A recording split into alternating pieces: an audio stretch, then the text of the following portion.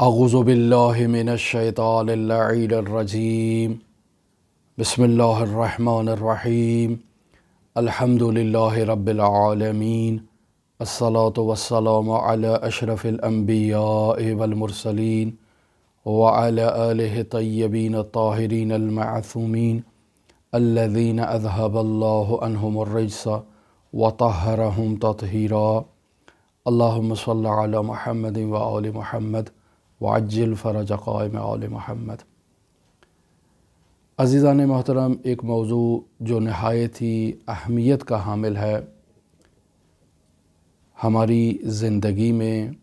اور اسلامی تعلیمات میں، جسے ہم اپنی گفتگو میں اور اپنے دروس میں بارہا اس موضوع کی طرف اشارہ بھی کرتے ہیں اور اس کی اہمیت کو بھی بیان کرنے کی کوشش کرتے ہیں، اور وہ موضوع ہے قبض و بسط سے متعلق۔ انسان کی زندگی میں بعض ایسے امور ہیں کہ جو اس کی زندگی میں بندش ایجاد کرتے ہیں، جسے قبض کہا جاتا ہے، اور بعض امور ایسے ہیں کہ جو اس کی زندگی میں بسط کی کیفیت ایجاد کرتے ہیں، یعنی اس بندش کو انسان سے ختم کر دیتے ہیں۔ آپ لوگوں نے بطور معمول معاشرے میں اس کلمے کو لوگوں سے سنا ہوگا کہ فلاں کا نصیب بند ہو گیا، اس کے نصیب میں بندش ہے، یا فلاں کا نصیب بہت کھل چکا ہے اور جو اس کی زندگی میں بندش ہے اس کا خاتمہ ہو چکا ہے۔ مومنین بھی دعا کے لیے کہتے ہیں کہ کوئی ایسی دعا کی جائے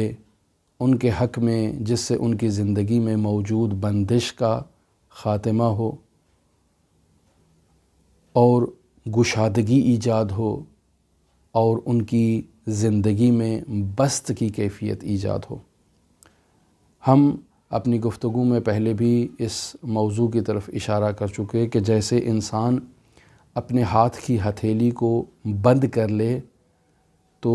جو چیز بھی ہوگی وہ اس کے اندر، اس ہتھیلی کے اندر محفوظ ہو جائے گی۔ اس کیفیت کو قبض کی کیفیت کہتے ہیں، یعنی انسان نے اپنی گرفت میں کسی چیز کو لے لیا ہے، اور جب انسان اس ہتھیلی کو کھولتا ہے تو جو چیز بھی اس میں موجود ہے وہ بالکل سامنے اور عیاں ہو جائے گی۔ یہ ہے بسط کی کیفیت۔ انسان کی زندگی میں، انسان کے دنیاوی معاملات میں اور انسان کے دینی معاملات میں یہی قبض اور بسط کی ایک کیفیت ایجاد ہوتی ہے کہ جسے ہم اپنی زندگی میں بطور معمول محسوس کرتے ہیں۔ مومنین نے اصرار کیا کہ اس موضوع پر گفتگو کی جائے، تو میں بطور خلاصہ آپ کی خدمت میں بیان کرتا چلوں کہ اسلامی تعلیمات میں واجبات الہی پر عمل کرنے سے انسان کی زندگی میں بسط کی کیفیت ایجاد ہوتی ہے، یعنی بندش اس کی زندگی میں اب موجود نہیں ہے۔ اگر کوئی مشکلات ہیں تو یہ مشکلات آزمائش الہی کے نتیجے میں ہیں، یہ بندش نہیں کہلائیں گی پھر اب۔ لیکن اگر انسان کی زندگی میں بندش موجود ہے تو یہ آزمائش نہیں بلکہ اس کے اپنے اعمال اور اس کی اپنی رفتار کا نتیجہ ہے۔ مثلا انسان گناہوں کو انجام دیتا ہے، محرمات الہی کو انجام دیتا ہے، یہ محرمات الہی انسان کی زندگی میں بسط کی کیفیت کو ایجاد کرتے ہیں۔ یہ بطور خلاصہ اس موضوع میں اور اس سوال کے جواب میں بیان کیا جا سکتا ہے۔ اگر آپ کو یاد ہو تو ہم نے کتاب شریف آداب المتعلمین پہ کچھ دروس دیے، اور اگر اس کتاب کے آخری دروس کو آپ جا کر سنیں تو وہاں ہم نے کچھ ایسے عوامل کی طرف اشارہ کیا جو انسان کے رزق میں اضافے کا باعث بنتے ہیں، جو انسان کی عمر میں اضافے کا باعث بنتے ہیں۔ وہ تمام عوامل جو رزق اور عمر میں اضافے کا باعث بنتے ہیں وہ انسان کی زندگی میں بسط کی کیفیت کو ایجاد کر دیتے ہیں، اور برعکس وہ عوامل کہ جو انسان کی زندگی میں رزق کی کمی کا باعث بنتے ہیں، جو انسان کی عمر میں کمی کا باعث بنتے ہیں، وہ عوامل انسان کی زندگی میں بندش لے کر آتے ہیں، جسے قبض کی کیفیت کہا جاتا ہے۔ لہٰذا یہ تو خلاصتاً کچھ امور کی طرف ہم نے آپ کی خدمت میں اشارہ کر دیا، لیکن اگر انسان دیکھے تو اگر وہ اپنے والدین سے اچھا سلوک نہیں برتتا اور اس کے والدین اس سے ناراض ہیں، تو یہ والدین کی ناراضگی بھی انسان کے لیے قبض کی کیفیت کو ایجاد کرتی ہے، یعنی اس کی زندگی میں بندشیں لے کر آئے گی۔ لہٰذا بعض علماء نے تو یہاں تک بھی اس مسئلے کو روایات کی روشنی میں بیان کر دیا کہ اگر والدین بچے سے ناراض ہیں، اولاد سے ناراض ہیں، لیکن حق اولاد کے ساتھ ہے، والدین غلطی پر ہیں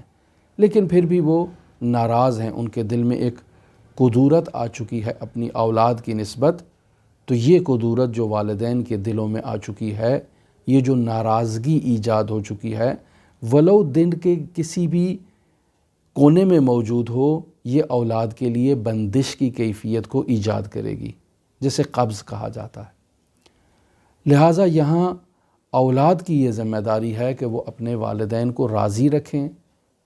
ان کی ناراضگی کا خاص خیال رکھیں کہ انہیں ناراض نہ ہونے دیا جائے۔ بطور خلاصہ آپ کی خدمت میں کچھ عوامل مزید بیان کرتا چلوں کہ جو انسان کی زندگی میں قبض یا بسط کی کیفیت کو ایجاد کرتے ہیں، اور انہی عوامل میں پہلا مورد جس کو آپ سب سے زیادہ اہمیت دیں یہ ہے صلہ رحمی، یعنی انسان اپنے والدین کے ساتھ، اپنے بہن اور بھائیوں کے ساتھ، چچا کے ساتھ، اپنی پھوپھی کے ساتھ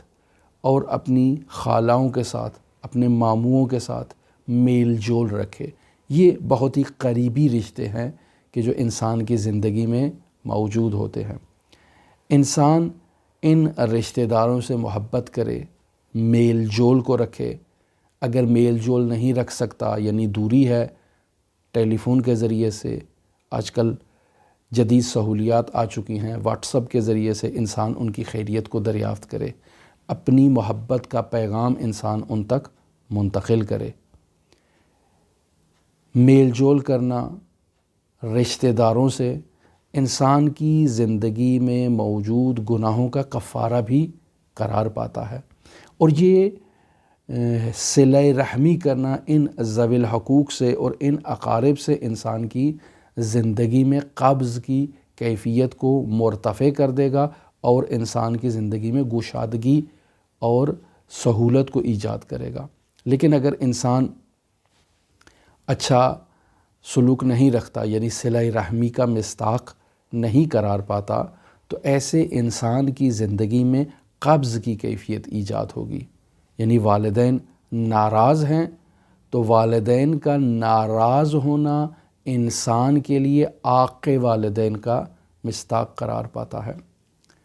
خداوند متعال نے قرآن مجید میں ارشاد فرمایا لا تقل لہما اف، یعنی انسان اگر والدین کو اف کرتا ہے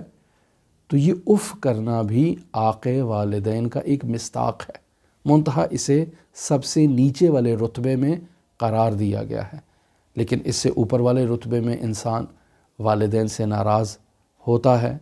والدین کو گالم گلوچ کرتا ہے، والدین کو مارتا ہے، والدین کو دھتکارتا ہے، والدین سے ملاقات نہیں کرتا ہے، ان سے دوری اختیار کرتا ہے۔ یہ سب امور انسان کی زندگی میں قبض کی کیفیت کو ایجاد کریں گے، جسے آپ لوگ اپنی زبان میں بندش کہتے ہیں۔ لہٰذا انسان اگر نماز تہجد کا بھی پابند ہے، باقاعدگی سے نماز تہجد پڑھتا ہے، خداوند متعال کی عبادات کو انجام دیتا ہے، لیکن اگر صلہ رحمی کا عنصر اس کی زندگی میں نہیں پایا جاتا، والدین کی نسبت، عزیز و اقارب یعنی بہن بھائیوں کی نسبت، چچا اور خالہ کی نسبت، پھپھو کی نسبت، اگر یہ میل جول، یہ رابطہ، یہ قلبی قدورت کا خاتمہ اگر نہیں ہوتا تو یہ انسان کی زندگی میں بندش ایجاد کرے گا۔ لہٰذا انسان کو خاص اس مسئلے کی طرف توجہ کرنی چاہیے۔ کسی نے رسول خدا صلی اللہ علیہ وآلہ وسلم کی خدمت میں آ کر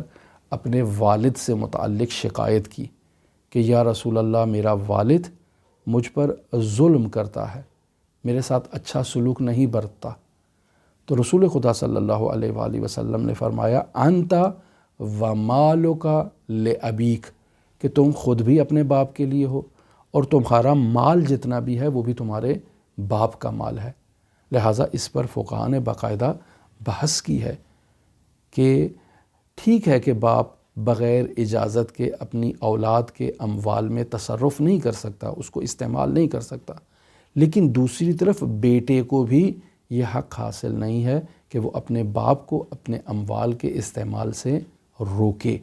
چونکہ اگر وہ روکے گا تو یقینی بات ہے اس کا والد کو منع کرنا والد کے لیے ناراضگی کا باعث بنے گا، اور ناراضگی اولاد کی زندگی میں بندش ایجاد کرے گی، جسے ہم قبض کی کیفیت میں بیان کر رہے ہیں۔ پس والدین اگر اولاد کو گناہ کی دعوت دیتے ہیں، خداوند متعال کی معصیت کا اولاد کو کہتے ہیں، تو ایسے مسائل میں اولاد کی یہ ذمہ داری ہے کہ وہ گناہ نہ کریں، لیکن ایسے انداز میں بھی والدین کا ہاتھ نہ چھٹکیں اور والدین کو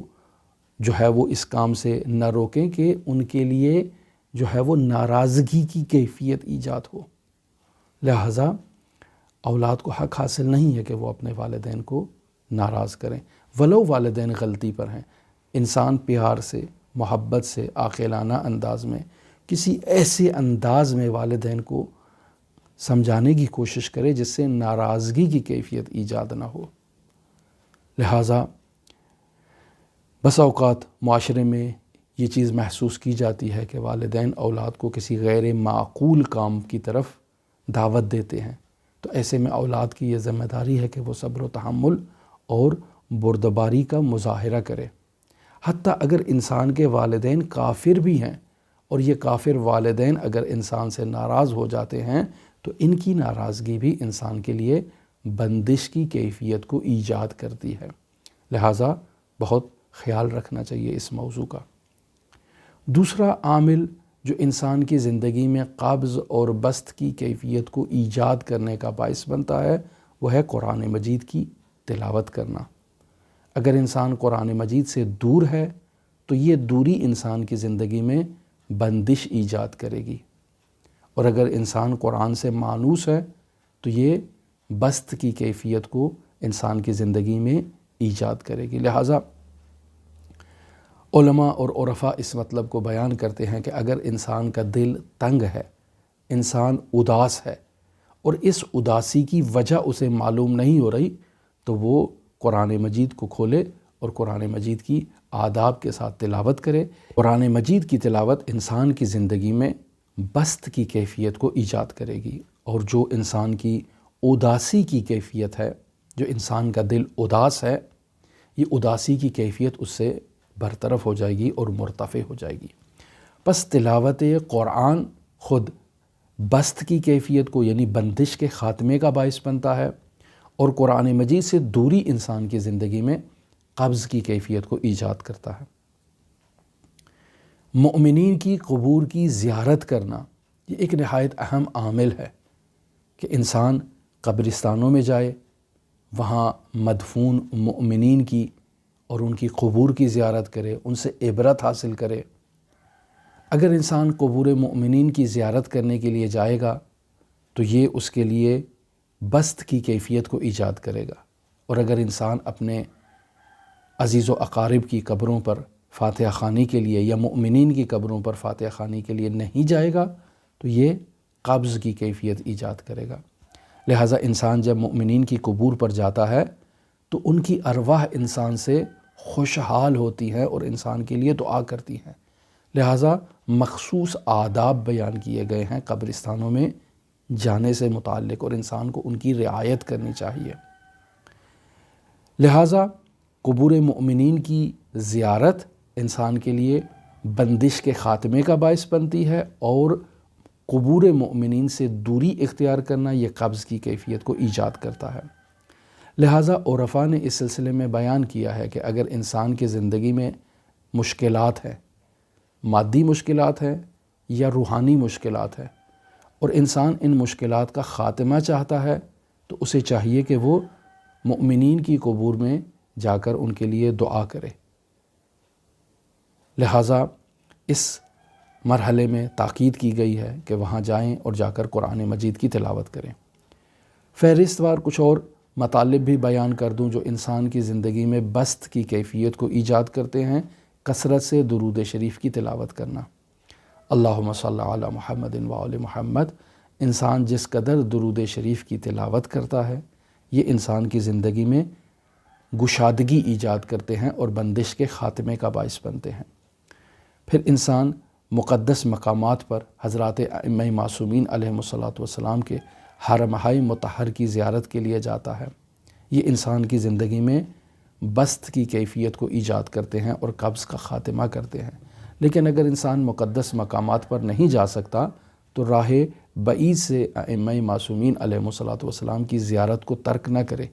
یہ انسان کے لیے بسط کی کیفیت کو ایجاد کرتے ہیں۔ حضرات ائمہ معصومین علیہم الصلاۃ والسلام کی مظلومیت اور مصیبت کے ایام میں عزاداری کرنا، گریہ ازاری کرنا، ان کے غم میں غمگین ہونا، یہ انسان کے لیے بسط کی کیفیت کو ایجاد کرتا ہے اور بندش کا خاتمہ کرتا ہے۔ اور اسی طرح سے انسان جب کسی مؤمن بھائی کی مدد کرتا ہے تو مؤمنین کی مدد کرنا بھی انسان کی زندگی میں بسط کی کیفیت کو ایجاد کرتا ہے۔ تو عزیزان، ہم نے بطور خلاصہ آپ کی خدمت میں بیان کر دیا کہ انسان جب واجبات الہی پر عمل کرتا ہے تو یہ بسط کی کیفیت ہے، یعنی بندش کا خاتمہ ہے۔ محرمات الہی کو اگر انجام دیتا ہے تو یہ انسان کی زندگی میں قبض کی کیفیت کو ایجاد کرتے ہیں۔ لہٰذا خداوند متعال کے حضور ہماری دعا ہے کہ خداوند متعال ہمارے زندگی میں جو یہ قبض کی کیفیت ایجاد ہو چکی ہے، جو مشکلات کا باعث بن رہے ہیں امور، خداوند متعال ان امور کا ہماری زندگی میں خاتمہ فرمائے اور خداوند متعال ہماری مدد کرے تاکہ ہم ان امور کو اپنی زندگی میں ختم کرنے کے لیے کردار ادا کر سکیں۔ امام زمان اجل اللہ تعالی فرجہ شریف کے ظہور کی دعا کے ساتھ یہ دعا ہے کہ خداوند متعال امام زمانہ کی دعاؤں ہمارے شامل حال کرے اور امام زمان کے ظہور میں تعجیل فرمائے اور ہم حضرت کے اصحاب و اعوان میں شامل ہوں۔ اللہم صلی علی محمد و آل محمد وعجل فرج قائم آل محمد۔